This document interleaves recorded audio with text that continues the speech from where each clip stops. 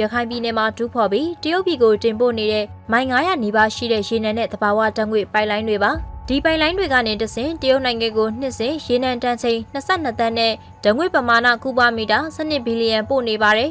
ရေနံပိုက်လိုင်းကိုတရုတ်မြန်မာနှစ်နိုင်ငံပူးပေါင်းကောင်ထည်ဖော်ပြီးဓာတ်ငွေ့ပိုက်လိုင်းကြားတရုတ်မြန်မာအိန္ဒိယနဲ့တောင်ကိုရီးယား၄နိုင်ငံပူးပေါင်းကောင်ထည်ဖော်ကြတဲ့စီမံကိန်းဖြစ်ပါတယ်2008ခုနှစ်ကျတရုတ်မြန်မာနှစ်နိုင်ငံကြားသဘောတူခဲ့ပြီး2009ခုနှစ်မှာသဘောတူစာချုပ်ချုပ်ကြပါတယ်။ဒါကတော့ပိုက်လိုင်းတွေကနေရရှိမဲ့အကျိုးမြတ်ခွဲဝေမှုတွေပါ။ပိုက်လိုင်းနှစ်ခုလုံးမှာတရုတ်ကအကျိုးမြတ်အများဆုံးရရှိသူဖြစ်ပါတယ်။ဓာတ်ငွေ့ပိုက်လိုင်းကို2013ခုနှစ်မှာစတင်လက်ပတ်ပြီးရေနံပိုက်လိုင်းကတော့2019ကျမှစတင်တင်ပို့တာဖြစ်ပါတယ်။အခုဆိုမြန်မာပြည်ကရတဲ့ရေနံနဲ့သဘာဝဓာတ်ငွေ့တွေကတရုတ်နိုင်ငံရဲ့ကြောင်မီသွေးအသုံးပြုမှုကိုလျှော့ချနိုင်ပြီးစွမ်းအင်ကဏ္ဍမှာအရေးပါနေပါပြီ။မြန်မာနိုင်ငံကတော့ပိုက်လိုင်းတွေစတင်ရာကြောက်ဖြူမှာတောင်လျှက်စစ်မီပုံမှန်မရသေးတာပဲဖြစ်ပါတော့တယ်။